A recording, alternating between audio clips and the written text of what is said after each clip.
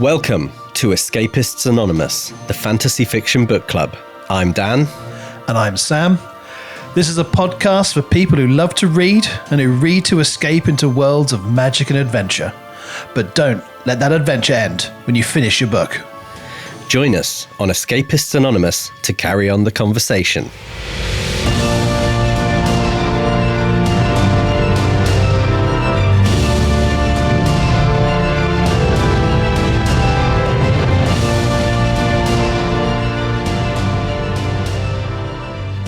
Okay, a new episode, another full book review, and this week we are reviewing with spoilers, lots and lots of spoilers. We need to remember spoilers, mention spoilers. We're reviewing The Book of Doors by Gareth Brown.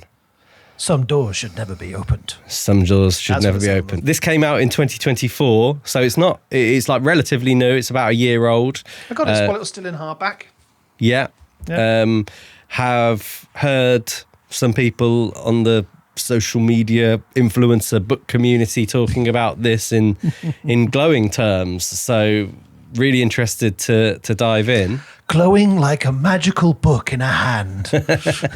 We do seem to have a little bit of a preference for books about books. It's like when you watch a movie about a movie. I think we talked about this in the last episode ahead of this. Like, authors who love books love writing books about books. It's such a recurring thing, even with amazing books. Like, I don't know, Foucault's Pendulum, isn't it about book publishers? And, you know, you've got so many ones of like, oh, everyone loves a good book. And even if if fantasy books aren't about books, there's usually at least some portion of it in a library.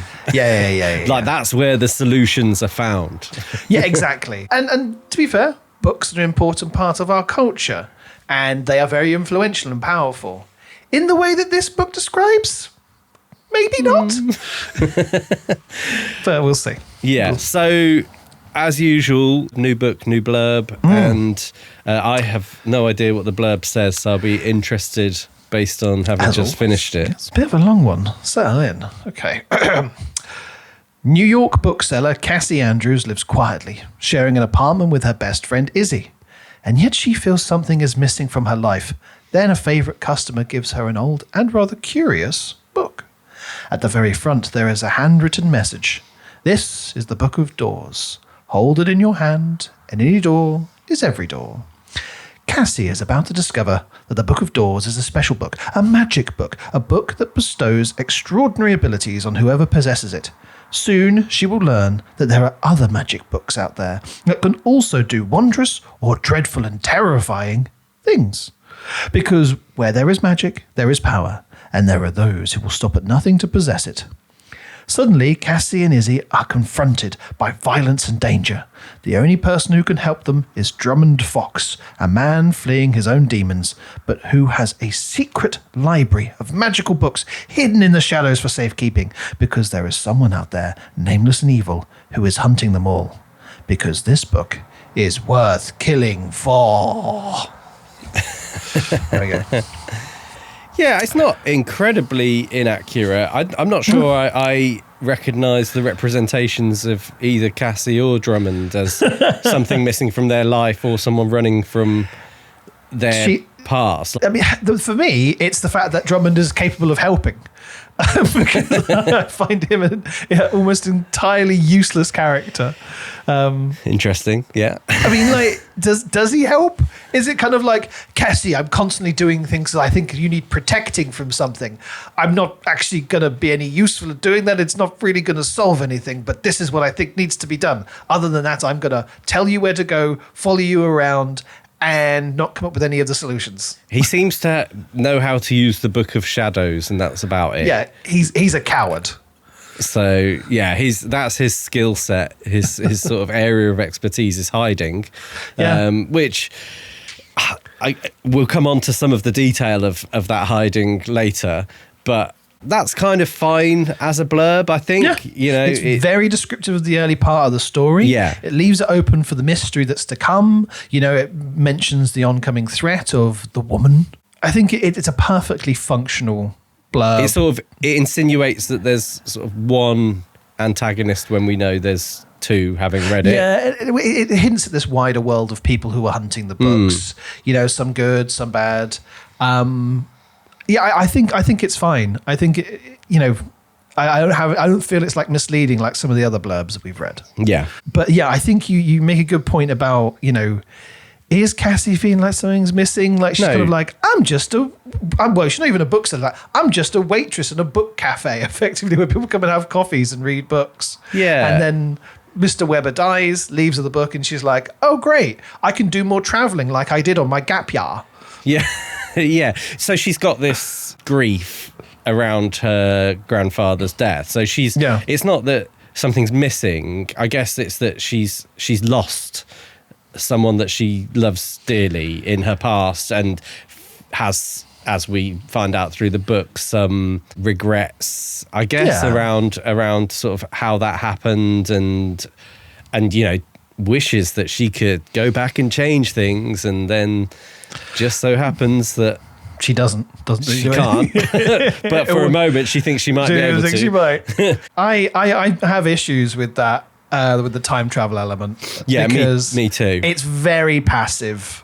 Like, she's very just kind of like, oh, I can't change anything. History always been the same. It's like, but it doesn't mean you shouldn't try, and it might have been the thing that happened. Like, the only reason there's almost kind of like the deterministic approach to life. You know, when she has, and an area of the book that I was quite surprised happened, when she gets stuck in the past for 10 years, I didn't see it coming. I was like, oh, that's really interesting. What a unique thing. Can't wait to see what, like, I thought this was going to be like her Sarah Connor moment, you know, like she's just Terminator 1 has just happened. Yeah. And she's like, I'm going to spend a decade becoming the most knowledgeable person on the books. I'm going to get ripped. You know, I'm going to like get ready to do all this. And she's like, I'm going to go on like daily walks and just do some mindfulness. And then you're like, oh, okay. And you're just going to do that every day. She's like, I might read stuff about the books, but I kind of lost interest for a little while, and kind of, I'll just wait for it to happen to me. Yeah, there's that super passive, like, well, at some point it has to come into our possession. So yeah, I'll just wait.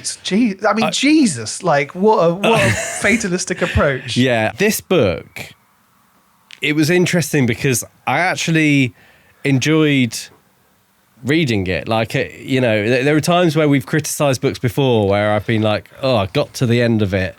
This one, I enjoyed parts of it and found, I think that Gareth Brown has certain talents in writing, and this book moved me to tears like multiple times. Like, it was really, really emotional at times, and there were like really, really good parts. And I don't know whether he's sort of drawing on personal stuff here or whether that's just like a talent that he has. Yeah. But it felt like those moments where she's with her granddad or where she's with Mr. Weber, the writing was so much better than in certain other parts where there were interactions that I was like, what? Yeah. So there were definitely like positives, and I enjoyed parts of it. I think on the time travel front, I think the thing that I liked was that they had like a sort of solid framework for what you can and can't do. Yeah. Or like mainly what you can't do. Yeah. But like, but actually what was really cool was like, well, don't worry about it. Whatever's happened has happened. Like that was the, you know, if you go and talk to your granddad now, that means that you'd already talked to him. So when you were younger, that conversation had happened with older you and your granddad and stuff like that. That's kind of nice to know that she can reflect upon that and already realize that she had the resolution. It just had to happen. Yeah. You know, like that is really, and I agree with you. The stuff with the grandfather, I was genuinely moved by. Like the years she spent with Mr. Weber becoming like, you know, you have, it gives you these new, you can revisit those previous scenes and just go, oh, everything was okay. Like, you know, Mr. Weber went, you know, knowing exactly what was going to happen. He hadn't been lonely. He'd had a friend next to him this whole time. And the times he sat with Cassie in the bookshop when she didn't even realize that he was like just spending time with his old friend. Yeah. Like it is really, really nice. So yes, as much as there was an element of those 10 years that annoyed me, just structural, just like in terms of what I would do. Yeah. Oh, I totally agree. I had the same thought. I was like, do some press ups, get on the pull up bar, like get a black belt. Yeah. Like all of that stuff. Find some of the other books. Yeah. There's so many out there, it seems. I mean, they're rare, but like there's still the ones you can find, and you have some insights. But the other thing that kind of annoyed me, the time travel thing, and we've kind of touched on that with other books that touch upon time travel, particularly the book that broke the world, the book that wouldn't burn. At least with them, there's a kind of mechanic that prevents them from really changing the past. Like they are ghosts when they go back. This makes sense. In a story where the past is more malleable, like Back to the Future, where like you can go back, it's because you have a freaking car and you can drive back and forth, right? For me, the ones that almost should have this inevitability of time travel, like you can't change it, is a 12 Monkeys situation. Like you've gone back once, it's really hard to go back and forth. She can literally go back and forth because she's holding a small book. Like at any point when she went back and got the Book of Doors again, she could go back and she could give herself the Book of Doors and change that. Granted, it would create a paradox, but literally the mechanic is available for her to go and do that. And what in the universe would stop her from doing it? So are you saying that like during that 10 years, afterwards she could get the Book of Doors and then go back to like 5 minutes off? But then I guess the argument here would be that you'd already tried to do that and something had stopped you. Show us that. Yeah. Oh, yeah. Like rather than her being like, well, I guess everything's inevitable. I'm not really going to test this theory. Let's just, because it's not scientific. Yeah, because my grandfather, didn't want to know about his cancer, and he said, "No, don't tell me." So I didn't. Rather than try and, any opportunity that's presented where she could test what time travel is, she doesn't even know if it is that kind of time travel. She's just assumed that it is. Some guy that like literally says like, well, I'm not really sure because I've never used the Book of Doors, but my assumption on time travel is that you can't change anything anyway. Yeah. And so that becomes absolute scientific fact. So I think my only real problem with the time travel was the fact that the Book of Doors allowed you to do it. I know that it's like a sort of core concept of the book, but I was like, really? How does that work? If you have to be able to view any door... It's intention, isn't it? Like, there were parts of it that didn't square. It was like, oh, and by the way, this book allows you to time travel. Like, it felt, one of these sort of convenient... Any door, anywhere, any time. Yeah. It led to some other crazy things, which I thought... and this is, I generally have a problem with time travel because sometimes it gets too complicated. And I agree, like, while it needed for character development, because Cassie did so little with those 10 years, other than develop a friendship with Mr. Weber, there could have been another way to tell this story that perhaps didn't involve that, because the time travel is such a kind of like, it's like I've been held prisoner or something like that, rather than I'm using this for like amazing stuff. She's like, I'm going to get resolution with my grandpa and like set up this thing. And that's the other thing. She sets up the whole final attack on the woman. Like, how does she know that all of that was inevitably going to happen anyway?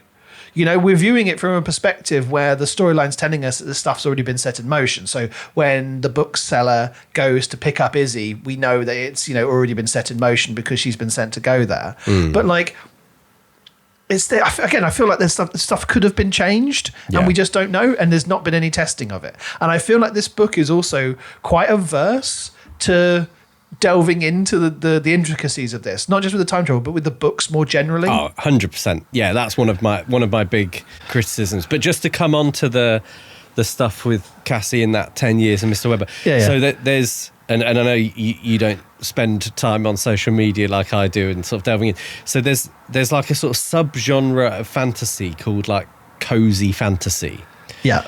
And I think this book is like, it's like trying to do sort of half cozy fantasy, where like the stakes are low and sort of not much happens, with like the other half being sort of high octane action, time travel. There were definitely tonal shifts. Yeah. Which kind of I mean, sometimes they're effective for showing for highlighting character traits.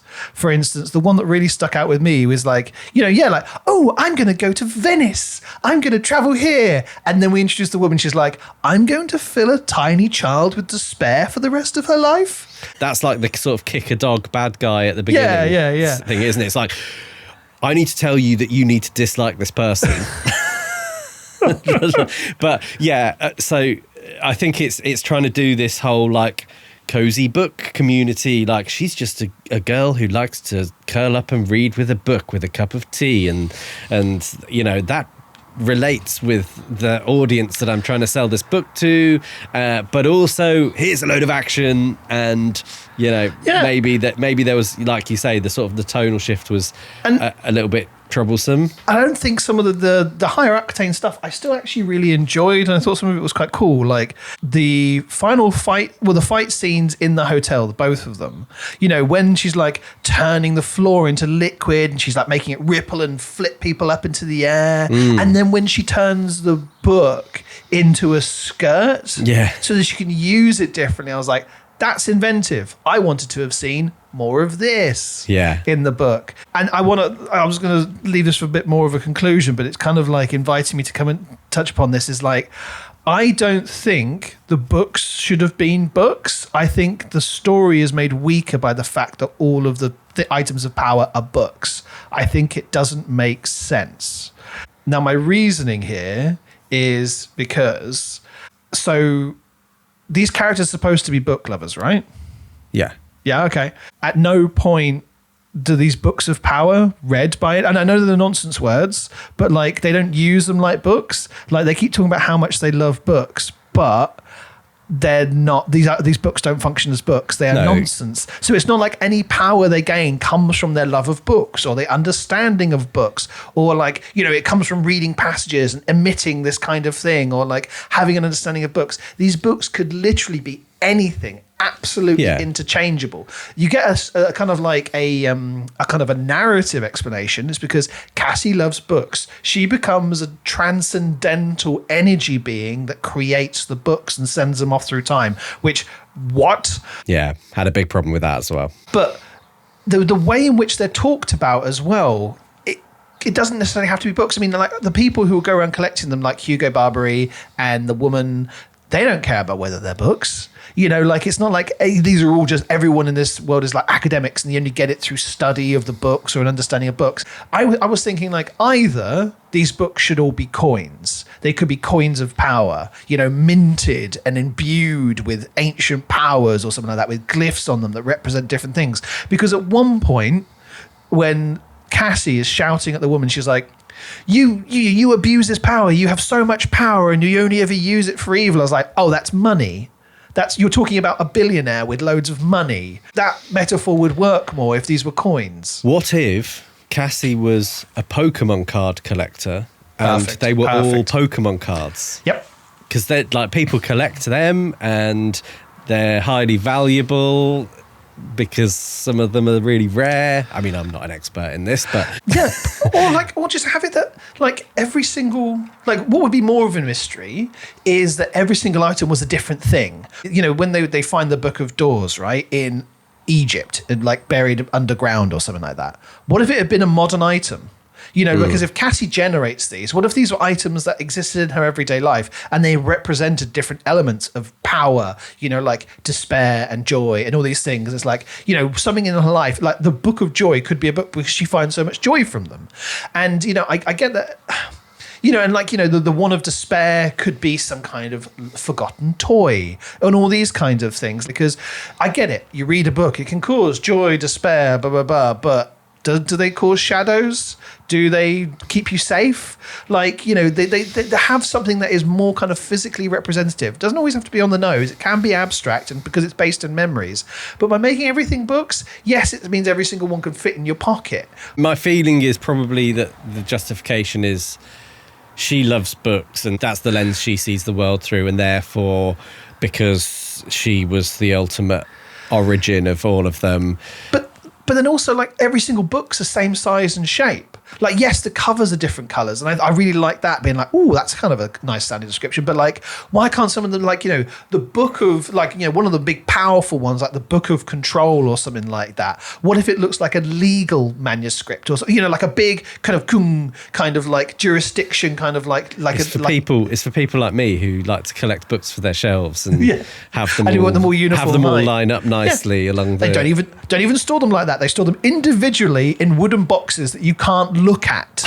So like, it doesn't. But the box is the same size. Can you line them up on a shelf? Yeah, but then at the same time, you can't look at the awesome covers. So all those lovely hardbacks are sealed away. And that's the thing. Drummond doesn't treat these like they're books. He's just like, we need to lock them away, like, not to be shared. They're not for the betterment of mankind. They don't spread information or anything. He's just like, I love books. And that's why they should be stored in my library, in amongst all my acres of Scottish Highland that I own and no one else gets to use. I guess I hadn't really spent loads of time thinking about why they were books as much as I'd spent time after discovering that Cassie was the origin of these books, which we can come on to as a general plot point later, but of like, where do all these books come from? Like, the Book of Doors, I guess I get because she wants to travel.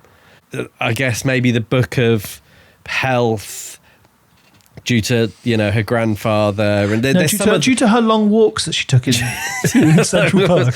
But, and maybe a couple of others that you can just about tie to Cassie's personal experience. And then there's just a bunch of like the Book of Matter and the Book of all of these ones. I'm like, well, why did she produce these? Like, why specifically have all of these different books come out of Cassie's being? And that wasn't in any way explained. And I guess this brings me on to that plot point specifically, which I think my feeling on is, I would rather not have known what the origin of the books was than have something that didn't really hang together very well, because absolutely, A, like, what? And B, she opens a door to nothing and nowhere. Like, that's not a place, that's not a door that exists that you can look at and then go through and be in that place. So you've created a rule for something and then you've broken it yourself, and you haven't even kind of explained why. The only thing I could think of, like, which not that happened but maybe should have happened, was if she was holding two books that enabled that to happen at the same time or something. Like, she was holding the Book of Doors and some other book that enabled you to step outside of reality. Combinations of books being used together. That's another thing that you could explore with these mechanics. Absolutely. How do you use two of these books at the same time? That's a good idea.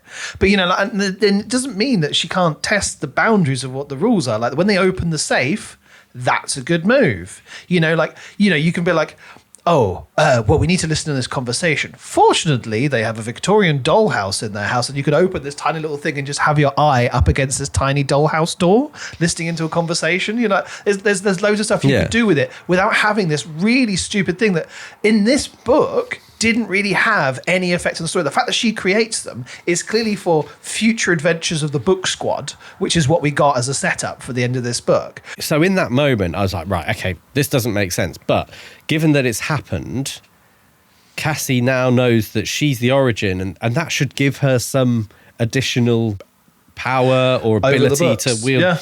Doesn't have any impact whatsoever. So, like, other than her knowledge of it, which doesn't seem to sort of bear any relevance. What's her motivation for not telling anybody about it? Yeah. Like, why is she like, oh, this is a secret I need to keep? Why? What's the benefit? Like, is it because you don't trust Drummond because of what he did to your best friend? But no, you completely trust him, and there's almost kind of the implication that there's a developing romance or at least very close platonic friendship happening here. Like, but we didn't get that as her motivation, so it remains a mystery as to why she's keeping this entirely a secret to herself, other than Gareth Brown has come up with a kind of like a funky reason why these books exist, and he doesn't really want to address it. He wants to have a think about it in the next book. Yeah, it was like it was overreaching, and they did the same thing with trying to explain where the woman accrued her evilness. Oh, I was my goodness. like, totally unnecessary. We could have just had that characters can be a mystery. We cannot know why magic exists. We cannot know why people are evil, and it might actually benefit the story. So, and just so we read it the same way, Hugo Barbary's hatred and anger left his body and went into her. Yeah. Right? A ball of hatred, a mechanic that hasn't really been explained apart from maybe when Cassie goes to nowhere, that's also what she becomes, is just pure energy. But again, that also seems mechanically different. Why couldn't someone else have just, she been inflicted by the Book of Despair or the Book of Hatred or something like that, like a previous encounter with another book, and that be the driving motivation of why she wants to own them, because it led her to become who she was. And yes, indirectly the books still do that, but why have to introduce this mechanic of like Hugo Barbary's hatred becomes sentient and attacks but also her. you're introducing a mechanic in like the last chapter of the book. It's questionable, but also it just didn't need to be there at all. Like we didn't need to see it. We could have just had Hugo Barbary, the booksellers used the book on him and drawn out his pain and stuff. I was like, oh, that's actually quite interesting. That's quite cool. The one thing I did like about the end was that they did kill the woman. I thought, I was really worried they were going to try and save everyone, and it was going to be this whole like, there's some good in everybody, and like I was like, no, she needs to die. Yeah, I appreciated that. And again, like I wanted more of that stuff from Drummond Fox. He was a man of absolutes. Like I need to control. I need to do this to Izzy. We need to kill her. But like that doesn't come. He's too flaky a person for that to be an element of his personality. He's like, oh, I just like whiskey and cake, and then suddenly he's also like, and we've got to kill her. We've got to kill her dead. I'm just like, okay, why is this a natural conclusion you've come to? You, a man who's been avoiding violence, running away, hiding in shadows for the last 10 years. Someone else has got to kill her. Oh yeah, of course. Yeah, absolutely. Yeah, there's thing that I liked about him, but he verges on being an unlikable character because of how his personality. And again, there's no real growth for him, and there's no recognition that what he was doing was wrong. So that's why I just didn't like Drummond as a central character. Really. Yeah, it's interesting because I had some of those things certainly when he was taking Izzy's memory away, but I was kind of a little bit just indifferent to him. There was just this. It was strange, wasn't it? There was this kind of low-lying semi-romance chemistry thing going on between him and Cassie that didn't really go anywhere. And I think sometimes that's quite nice when it's just like, oh, it's there, and Izzy's making some jokes about it, and like that actually was probably nicer than it being a fully fledged romance. And let's not forget there are other romances in the book, because there's that point where Cassie sees Lund looking over at Izzy and she says, my God, he loves her. Oh, God. Like, he'd literally met her about 2 hours before. Yeah. And it's like, sorry, where's this come from other than to establish there's a chance of a romance here? What a clumsy bit of dialogue. And then that doesn't go anywhere either. Doesn't really go anywhere other than like Lund has latched on to she could have been like, she could tell he was a good person, or like she could just tell that he was the type of person who he can have a motivation. He just always wants to protect people, and that'd be a better motivation than whatever the hell is Drummond's doing. Lund is a nice character. Like, he has his moments that I really enjoy, but that was so unnecessary. Don't just wedge that in there. Let that develop. There was a whole load of, I think it was mostly in scenes where there's interactions between people where it was like, this is really strange. Like, this is a really strange way to conduct yourself or behave. Like, it was not believable. Like when they go to is it Ben's, the place they go to eat? And Izzy's been like, these books are dangerous. You shouldn't use it, blah, blah, blah. And then that's the first time like they actually talk to Drummond and he's there. Yeah. And like, why isn't Izzy like, I fucking told you that like using these books would get us into trouble. And she's like, oh no, we'll just sit down and have dinner with this person, whatever. And then there's another time, and I don't know whether it's like characters that Gareth Brown didn't really care that much about when he was writing and he's just trying to get through. But when Hugo Barbary comes to the flat when Izzy's there and obviously she's lost her memory, and it's like, as far as Izzy knows, he's just killed Lund and Izaki in the hallway. He's put a gun with a silencer in his holster or whatever he's got. he's forcing her to sit down on the sofa with him, and the thing that Izzy focuses on is the smell of his aftershave. I was like, is this the only perspective that she has? That's the only opinion that she has? Like, why isn't there a million thoughts going through her head? Like, two people have just been murdered in her flat. She doesn't know who this guy is. He's got a gun. Is her life about to come to an end? Blah, blah. Nope. She could smell his aftershave. I was like, what? Some of his problems with descriptions kind of bug me. Like, there's one that really stuck out. So years ago, a friend pointed out to me that with lots of male writers, when they struggle to kind of like describe a woman properly, they often describe them as beautiful within the first sentence of introducing them.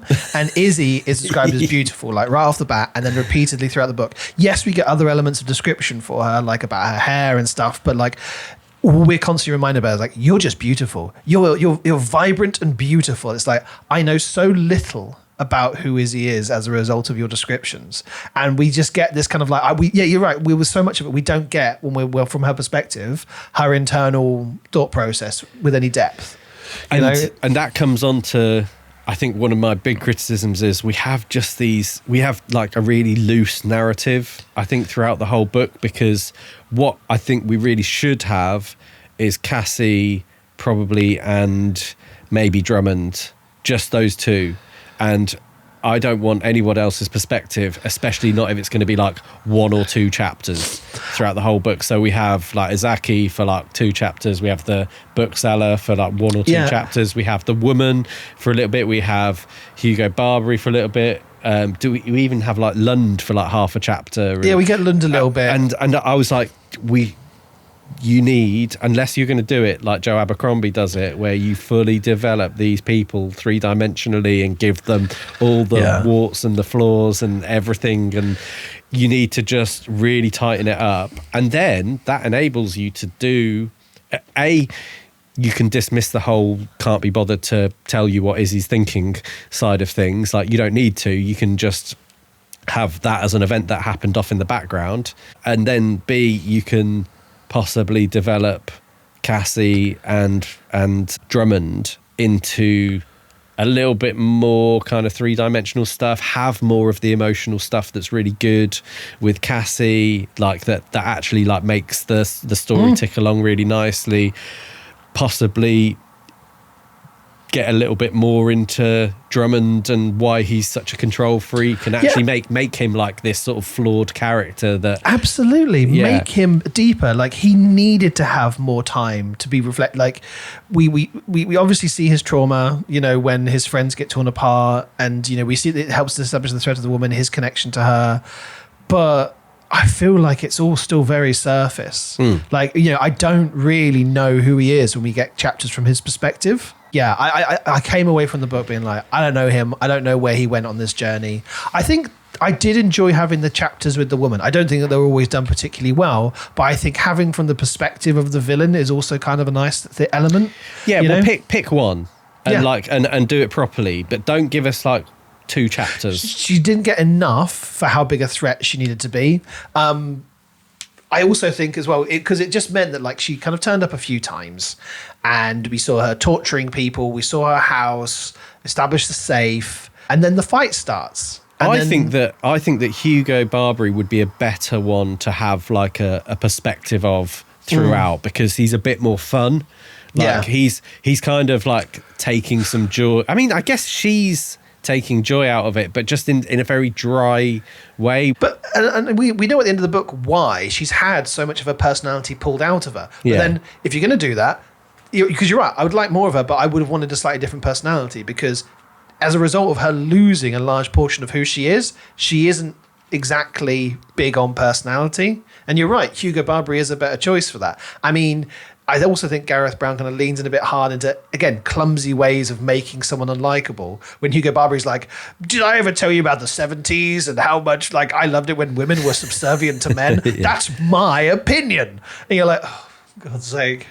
Yeah, it's that thing where, like, if you have too many perspectives, you massively lose the opportunity to fully develop characters, or you have to make the book like really, really long, which I think for this kind of thing, and I think as we've spoken about, I think the type of book he wanted this to be and the audience he wanted it to attract if it was like a 700-800 page epic. It wouldn't have attracted the right audience. So it's like you got to pick one or the other, and for me it's like that's an editor's job, I think, isn't it? One of the things I think that happened was the books at some point might have had more detail to them, you know, like the way in which they use the books, or like the writing within them would have had more examination. You know, in the Book of Doors, there's a window in a sketch that looks through. Like, we don't really come back to that. That doesn't get developed. Yeah, that's interesting. Yeah, you know, like, and it's almost at some point they were like, the mechanics of these books are too complicated. Simplify it.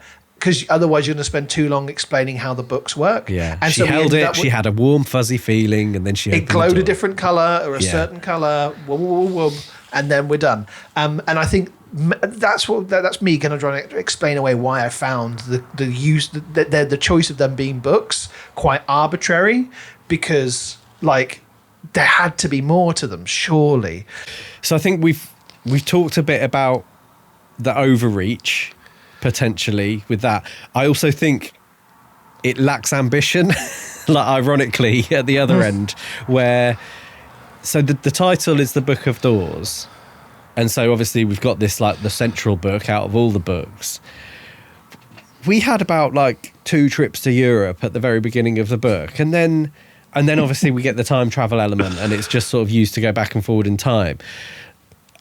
I think if you wanted to make this more of a cozy thing, which I actually think it should have been, let's focus in on the, like, having fun, going to Europe, like, travel, take your granddad, go back, and when you figure out you can time travel. Not allowed, Dan. Not allowed, because that's changing too much history. Well, unless it had already happened and she just didn't know that her granddad had gone off with Cassie in the middle of the night to visit Prague and Paris and Venice and also China and Mr. Weber as well, you know, because of course the sad part of the book is, like, at the start, Cassie's like, I wonder what adventures Mr. Weber had with this book, and now he's handing it over to me. None. He didn't have any adventures. He had to live 10 years with you, going out for daily walks in Central Park, and then he died. Just as he dies, he gets the book. He's like, oh, there it is. Oh. Yeah. Oh. So that's tragic. Just do it in a way where, like, that is a bit more magical for a bit longer, just so that, you know, she only has it for, like, you know, less than 24 hours before Drummond's like, we need to destroy this book. And he's like, we need to destroy this book, but he's already got a copy of it in.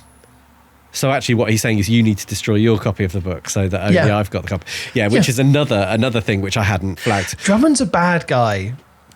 And I wish Gareth Brown had realised that when he was writing him. Or write him really complicatedly, so that we like the fact that he's really conflicted over the fact that he's like, I think I'm the only person that can be trusted with these things, and I know that's a really problematic way to think about the world, but ultimately, like, you got to do what you got to do. And I think, you're right about, like, there's a lack of imagination about how they use the book, because you're right in terms of coziness. Indiana Jones style global romp would have been great, going to all these amazing places, like trying out a bunch of stuff, and then they got the comeuppance because there's overreach with their ambitions and all that kind of stuff. And, you know, Drummond maybe gets proved right because they've gone too far, but, like, his whole attitude is proven wrong throughout the book, because it's not about keeping them locked away, it's about making sure they're in the right hands and all this kind of stuff, and, like, there's a nuance to it. But have them just go into random temples, or, like, finding all this stuff, or just experimenting what the concept of a door is, you know. There's so many more things, but you're right. She's like, I'll go to Venice a couple of times. I think she goes to, like, somewhere, is it like Rome? And then other than that, she pretty much just sticks to New York. She's like, let's go to that rooftop garden we could literally get the subway to. And also, whenever they do vanish away, because the book seems to be so tightly drawn into New York and they're having to go there, all these times they're, like, off in different parts of the past, different parts of the world. They're like, oh, but we've got to, you know, we've got to deal with this. Like, no, you don't. You don't, because, like, you can travel through time, and again, you can just avoid them. Let's go back 15 minutes, have a chat. Because this is the thing, you can't change it, and it's just like, but at the same time, just decide that, okay, I guess the future is that they're never going to catch me because I'm going to keep jumping around. Therefore, it's fine. Yeah, you know, it's almost like they get to decide what the determined future is by just having that attitude. Do you know what's just popped into my head as well? We discover that obviously Drummond has this copy of the Book of Doors, but they've never been able to use it. They've never been able to figure out how it works. And yet, when he meets Cassie, he's like, I need to show you how this book works. And he knows that it travels back and forward in time. Yeah. That literally doesn't add up, does it?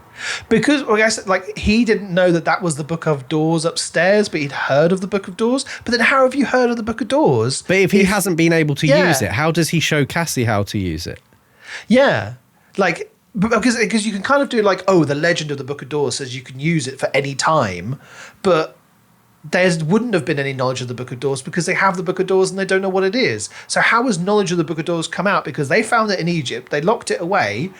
Who's talking about the Book of Doors? That's the only part, like, unless it was previously used way back in ancient Egypt or whatever. And, you know, there's hieroglyphics that talk about the Book of Doors, but we don't really get that as information, do we? We needed some kind of backstory of someone who had been a friend of the Drummond Library who had then kind of gone a bit rogue, and then they've gone off and started, you know, spreading rumours within that community, so that it's like, well, there is a Book of Doors and it's at the Drummond Library, but it can do this and blah, blah, blah. Have some dude from ancient Egypt who's been travelling for like, you know, 20 years and he's been to the future a bunch, and he's just like, he's the one who spreads it around. He's just like, yes, I have the Book of Doors. I come from 5,000 years in the past. It's freaking sweet. You know? Yeah. And the other thing that I had on my list was the Book of Luck, is it? Which only seems to work it like part of the time when Drummond has it, because it helps him find Cassie, but he cannot shake Hugo Barbary. Like, he found him in Central Park and then literally walks into the cafe or the Ben's whatever it is diner, and again, inherently selfish, and he's never used to look and see if that can expand out to other people. He's like, the gun didn't work, or I didn't get shot because the Book of Luck. It's like, but surely luck would also expand out to like, I'm really lucky. 3 of my friends were torn apart in front of me. How lucky am I that I survived? It's very, very narcissistic of you to be like, man, I'm so lucky. It's introducing too many mechanisms. Each of the book is its own mechanism, and if it exists, you have to then have it hang together with what else is going on in the plot. So if there's a Book of Luck, it doesn't make any sense for the person who has it to then have bad luck at any point. And so, you know, the fact that literally he puts himself in the shadows in Central Park, is it, where he bumps into Barbary and then walks off, and Barbary's like, oh, footprints. Brilliant. Yeah. It's like, oh, that's unlucky. And also, again, like, he's been on the run for 10 years. What about his life has been good or benefit? Like, it doesn't feel like luck functions in the way that we understand luck. Like, at one point, Drummond could literally just have bought a lottery ticket, and guess what? He got all the winning numbers. You know, like something like that. Or like, we were talking about Guards, Terry Pratchett, and how like 1,000,000 to 1 chance happens 9 times out of 10. Yeah. You know, like, it's that kind of logic I want to see brought in here. It's like, okay, the only way we're going to get a disabled woman is if I throw this coin and it bounces bing, bing, bing and hits her in the back of the head. But luckily, I got the Book of Luck. Ping, ping, ping, ping, ping, ping, ping. You know, just something. It's just, and you know, when they have Wagner talking about like, I've studied the books and I guess what? I subjected to loads of stuff. It's magic. It's like, that's not sufficient. I'm really sorry. Like, you didn't try and, you know, put try and get the text, try and take photos of it and see if the text still transformed. Like, you were a scientist who has done such little diligent research on this stuff. Like, you've barely, like, our understanding of what you did was like, I put it under a laser and it didn't tell me anything. What a great scientist you are, Wagner, that you managed to do barely anything with a few books. It just, like, him talking about them made it sound like he did next to nothing and then gave, like, we tried nothing and we're all out of ideas, that kind of approach. It's like, well, great. So you've just used this as Wagner to say this, to mechanically within the book go, and that's why we shouldn't question anything else about the books. Why? Like, if the writing seems to have some significance because, like, the picture in the Book of Doors changes, then there has to be more that can be found out from these books. It can't be just that one page in that one book and that's it. Like, except we know that they all just came out of Cassie when she went into this nowhere and nowhere. And what does that mean for the books? For 3 months or something? she I don't was even- there for. But yeah, like I feel like we've really, really, really taken this apart, and it was there to be taken apart. I actually gave this like a 3 out of 5 on my scoring, because I was like, well, I quite enjoyed kind of working my way through it, even though there were some serious flaws. I think your thesis is right, is that this needed to be cozier. I would have been more forgiving if this has just been a romp. If it had been like, look at all these cool books. We've got 10 of them now and they do all these different powers. And like, you know. The like, Indiana just have Jones fun. thing is Yeah. probably a good analogy for that. Give me that fun stuff. Yeah. Like, I think there was too much attempt of like the introspection, and in the isolated moments of that was also good. But again, we're analysing the book as a whole here, and I might have found those scenes really emotional. I might have found the concepts of some of these books coming in and the way they were described, like the book of safety being this pure white, and the book of pain being like green and purple, and all this kind of stuff. I was like, cool. Isolated ideas, really good. Does it hang together as a book? Hell no. This is barely. This is like, it's like the woman's skirt. It is held together by like sticky tape and thread. You know, like it could fall apart any moment because it's Highly a crusty old flammable. book made. Highly flammable. It is about to go up in flames the moment you apply any kind of like close scrutiny. And I think that's just it. Like, yeah, page by page, I was enjoying it, but like taking when I closed the final page and had to think about it, I was like, no. Like you say, I still enjoyed it, but I don't think it's a good book or well written. You can have like almost like different scales. So you can have a higher score on the enjoyment scale than if you were looking at it as like, well, hold on, if I look at the plot and the way that the characters are written and like the actual quality of the writing and blah, blah, blah, it would have a much lower rating. yeah. And I think that's possibly what's happening here. And I'm not trying to approach this from the point of like, I'm looking for literature. You know, like I'm a kind of guy who hasn't really read a lot of the classics. Unlike yourself, there's a bunch of them I haven't read. I'm not looking for the next great novel. No. I'm just looking for something when I read it, I have a good time. And when I think about it and reflect upon it, it holds up. Yeah. Like, and that can be sci-fi trash. It can be schlocky fantasy. It can even be some of that new sexy fantasy we've covered at some point. You know, even some of that's got merits. But like, I just want to have a good book, and this ain't it. Yeah. Well, I mean that's a conclusionary note. Is conclusionary a word? Yeah, I don't know. It is. Why not? Why not? It is now. Yeah. It can be a new word in the book of words. The Book of Words makes new words. I can't wait to read about that one. So yeah, you can hear there some criticisms, but also like you can have books that you enjoy reading, but then you look back on and you think that was a little bit of a mess. Yeah. And here's some other things we said, like, we talk about like living in this world. If these books are around and I got a hold of one, great. I'd love to have one of these books. This is the modern world with fantasy thrown in. Give me some of these books. I will make better use of them than any of these chumps. I won't use it for any evil. I will make the world a better place with all these things, rather than have all these selfish mofos just going around doing their own stuff. I wouldn't recommend this book to anybody, however, but if I ever hear that the next book, because you know at the end of the book they formed the book squad or whatever it is they're going to end up calling themselves, where they're like, you've got Azaki Azaki, Lund, Drummond, Cassie, Izzy, fun.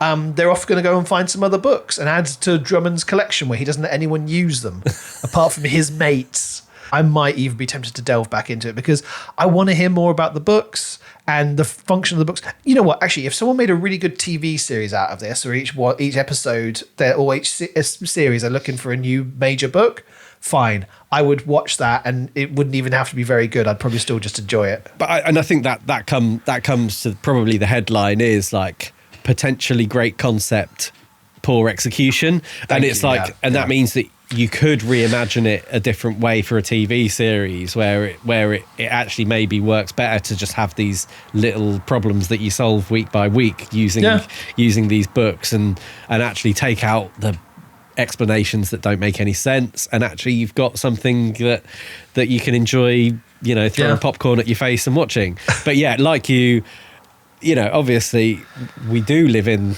this world. It's our world for all intents and purposes. It's just that there are these magic books, and yeah, like who wouldn't love to get hold of the Book of Doors and be able to go anywhere and in space or time, because apparently, yeah, it is space or time. Why couldn't you open the door on the International Space Station?